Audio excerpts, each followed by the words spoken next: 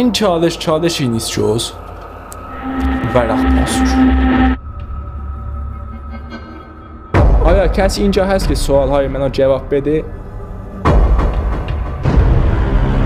حاجی به خدا گرم، ببین به خدا این گرم. بعد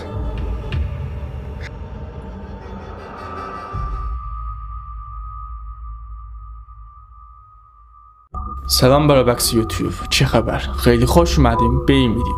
دوستان همونطور که میدونیم توی دنیا خیلی راه و روش هست که میشه با آنجلینه ارتباط برقرار کرد. یکی از ترسناکترین اینا ویجی بورد هستش. همونطور که میدونیم ویجی بورد یه تخته‌ای هست که روش چندین کلمه هست و خلاصه میدونم که از من بیشتر میدونین دربارش. دوستان من امروز اومدم بهتون جدیدترین و خطرناکترین و پر اسرارترین چالش رو بهتون معرفی کنم. این چالشی نیست جز ورق پاسور.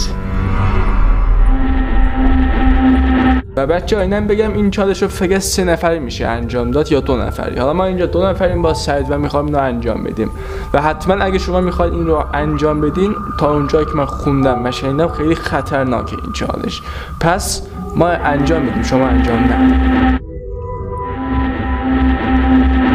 یعنی بچه‌ها من خودم اصلا به هیچ کدوم اینا اصلا اعتقادی ندارم، ولی بهم خیلی قشنگ سوال شده بود که آیا میشه کار کرد یا نه و الان یکم بعد قراره بریم ببینیمش. دوستان قضیه این پاسورها از سال 2019 شروع میشه که یک فرد فیلیپینی که دعانویس بود و سحر جادو کارش بود یه روز از روی پاسورها یه چیزی میفهمه و وقتی پاسورها یکم ور میره احساس میکنه که روی دل یک انرژی خاصی هست، انگار بله میده. این دل یک جواب بله هست و میره روی ورقه بعدی خاش هستش، همون لوزی ما خاش میگیم ترکا ولی خیلی خش میگن که این خش هستش، یعنی نمیدونم شاید اسمش شاید میشه. و بعد میره روی برگم که بود نه خود دعانویس اینا رو گذاشته کنار هم، اینا رو فهمیده یعنی و یادم میشه خاچ بوده. این خاچ همون 3 برگه هست دیگه، اینم بود نمیدونم. و این دعانویس اینا رو پیدا میکنه و با این راه و روش با ارواح ارتباط برقرار میکنه و اون دعانویس میگفت که این راه و روش که ما پیدا کردیم یعنی من اونقدر خطرناک هستش که اگه یکی واقعا بره تو جبش و بیش از حد روش کار کنه کلا با آنجلینه ها دوست میشه و باهاشون ارتباط برقرار میکنه. خب درسته یکم این قضیه ترسناکه ولی خب دیگه کاری نمیشه کرد، ما هم میریم اینو انجام میدیم. دوستان قوانین بازی اینه که شما باید 6 تا ورق جمع کنین کنار هم و اینا رو بچینین کنار هم 6 تا و وقتی که اینا رو چیدین باید روشون یکم نمک بریزین. اینا بگم که قبل چیدن باید بدین یه نفر کنارتون بهتون بر بزنه و وقتی که بر رو زد شما شروع میکنین به چیدمانش و وقتی که چیدین تموم شد اگه تونستین 4 تا شمع روشن کنین. نه اگه تعدادش کم بود 2 تا شمع، ولی باید در هر صورت اون شمع باشه. اگه تونستین 4 تا شمع روشن کنین، ولی اگه نتونستین حتما باید 2 تا شمع رو بذارین. اول شمع سمت راست و اول شمع سمت چپ که فکر کنم الان روی شما اینجوری آره.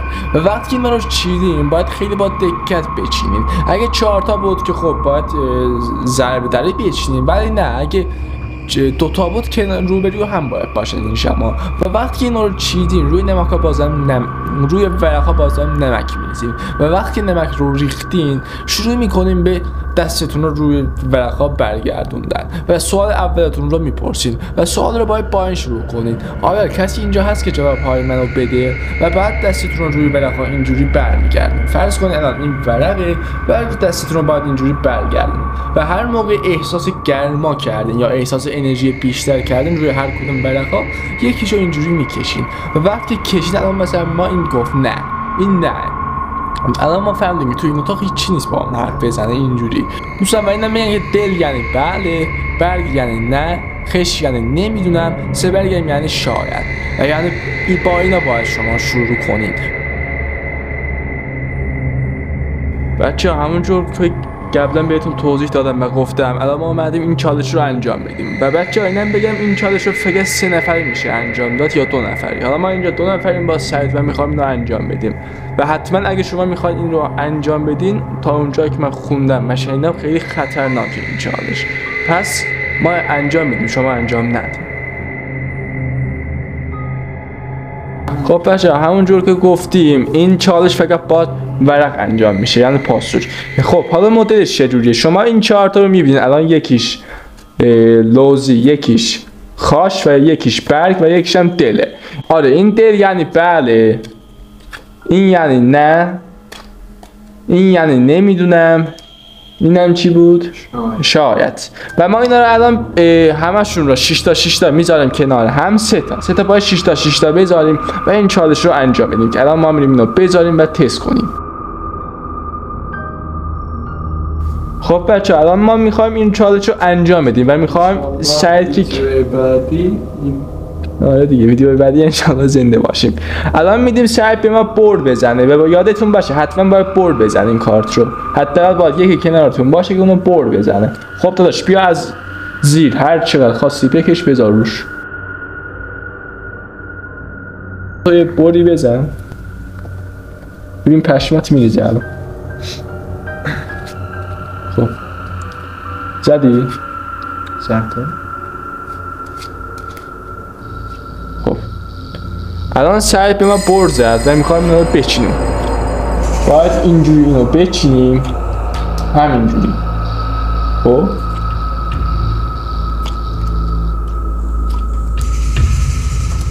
این یکی شد، حالا میریم دوم. اینم دومی شد، حالا میریم سومی. داشتم یکم بکشم این مرده.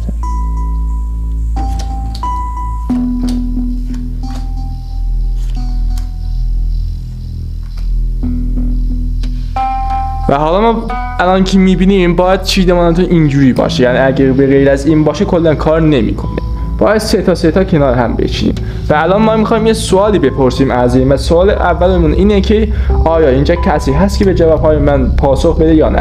بعد دستمون رو اینجوری روی هر ورق روش برمیگردونیم و اگه هر کدوم انرژیش بالاش باشه و احساس گرمایی بده باید اونو برداریم. الان من مثلا میپرسم آجی استارت رو بزنیم. خب الان من اینجا اینجوری که میبینین دستم رو به هر کدوم اینا دور میزنم. اول بذار سوال رو بپرسم آیا کسی اینجا هست که سوالهای منو جواب بده؟ آجی به خدا این گرم، ببین به خدا این گرم.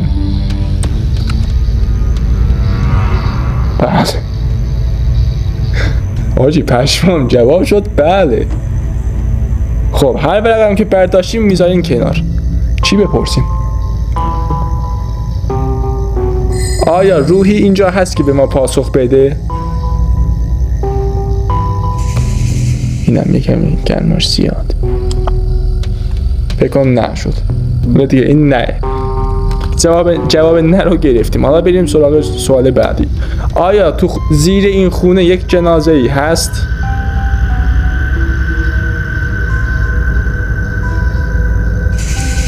خیلی بالا. حاجی فکر کن این قلب باشه، دل. شاید حاجی جوابش شد شاید. پشمام، یعنی احتمالش هست که زیر این خونه یک جسد باشه. پشمام. بعد اینم رفت. حالا خودت کشتی گذاشتی؟ نه دیگه خودم چرا بکشم، خودم تازه اومدم این خونه. خب آیا الان پیش من روحی هست؟ من الان خودم روح دارم. خودم حاجی ببین این باشه 100% هست. زود بردم حاجی میترس.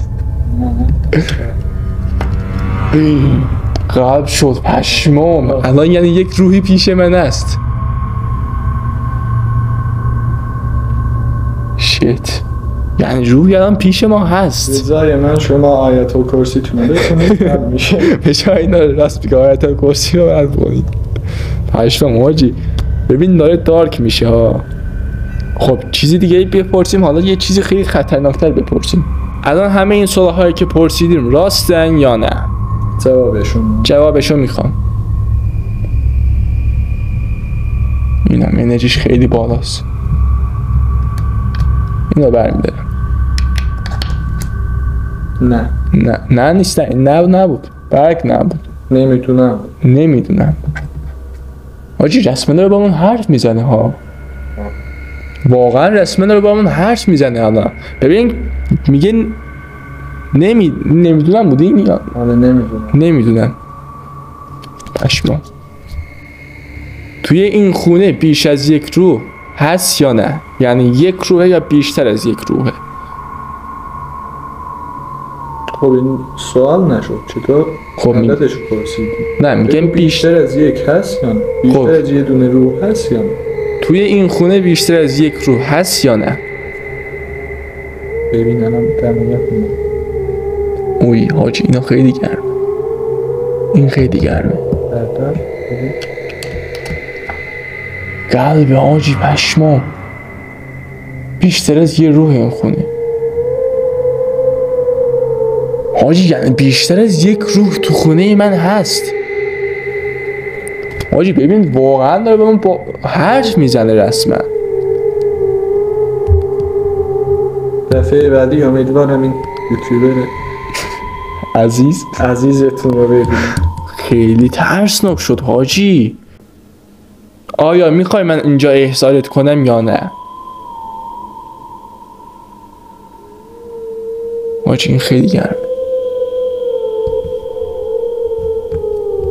ببین از اون اتاق یه چیزی در بیاد یعنی دهنمون سرویسه ها. شاید حاجی رسما داره با من حرف میزنه. ببین گفت شاید. بچه ها گشنگ گفت شاید. جوابش نمیدونم چیه.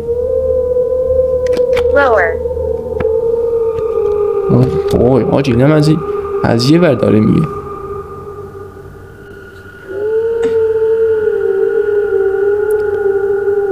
آیا این روحی که توی این خونه من هست عذاب میکشه یا نه؟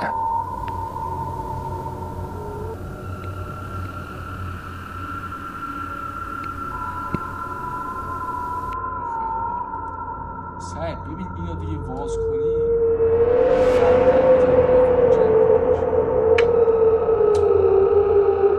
ببین حاجی یه چیزی من دیدم یکم پیش. خب میگفتن که اگه تعداد ورقا به 6 تا رسید اون وقت خیلی وحشتناکتر میتونید جواب بگیرید. یعنی باید سوالاتون رو یکم وحشتناکتر بپرسین تا بتونید وحشتناکتر هم جواب بگیرید.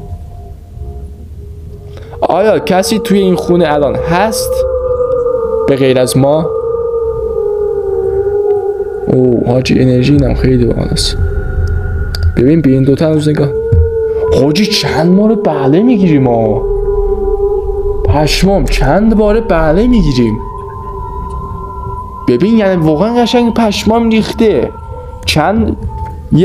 یه بارم اولش پرسیدم به غیر از ما کسی تو این خونه هست یا نه. ببین قشنگ بله گفت. الان یه بارم پرسیدم بازم گفت بله. یعنی ببین تو این خونه یه چیزی هست. من پی بردم به. آیا اون روحی که الان توی این خونه هست از ما راضی هست یا نه؟ حالا ببین. خب بذار یه بار دیگه بپرسی. ببین خیلی گرمش بود. نه حاجی پشمام از ما راضی نیست. بچه از ما راضی نیست. چند تا موند؟ 6 تا. او الان باید خیلی سوالهای بدتری بپرسیم ازش. بپرس ببینیم. آیا این روحی که الان توی خونه من است بچه هست یا بزرگه؟ این سوال خیلی گفتن که نپرسین یعنی نمیدونم قضیه‌اش چیه. اوه حاج این خیلی بالاست.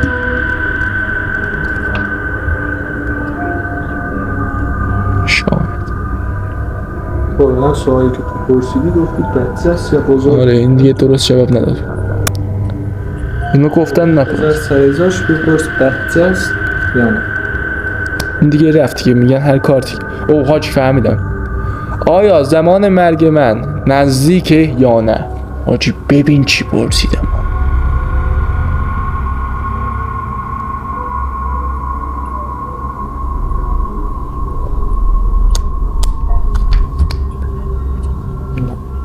نمیدونم. اینو جواب داد. رسما جواب داد. اینو قشنگ جواب داد. گفت نمیدونم تاریخ مرگت که. قشنگ گرفتیم. حاجی 4 تا موند. آیا الان یکی داره منو تماشا میکنه؟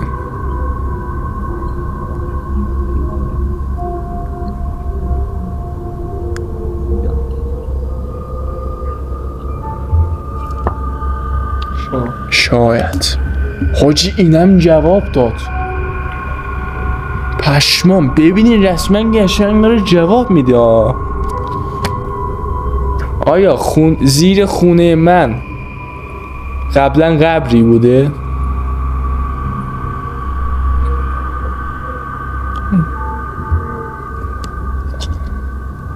این خیلی نه این خدا رو شکر یکی رو گفت نه.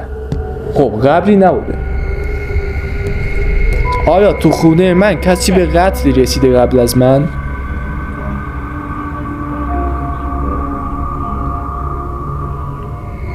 چی بذار اینو باز کنم. نه بازم نه. قبل از من کلا تو این خونه کسی به قتل نرسیده. آیا میخوای با من بازی کنی؟ بازش میکنم. شاید. حاجی ناموسن خیلی ترسناک. ببین قشنگ داشت به ما حرف میزد. دوربینو بگیر سمت من. ببین قشنگ داشت با همون حرف میزد. یعنی یه جوری کلا جواب ها رو داد بهم. یعنی من واقعا پشمام میاد. خود سعیدم پشماش ریخته. و الان این پاسورایی که اینجا میبینی سعید بگیر اینجا پاسور رو ببین. اینجا که این پاسورها رو میبینیم واقعا این همه رو ما از اینجا جمع کردیم و گذاشتیم اینجا. و بعضی سوالات قشنگ ما رو قانع کرد که الان چندین لجنه توی خونه شما هست. یعنی این چالش واقعا خیلی ترسناکه. اصلا انجامش ندیم چون من انجام دادم. اصلا انجامش ندیم. الان یعنی اینجا پشممون ریخته. همش می‌ترسیم از اون اتاق یه چیزی در بیاد بیرون. یعنی اینقدر ترسناک بود.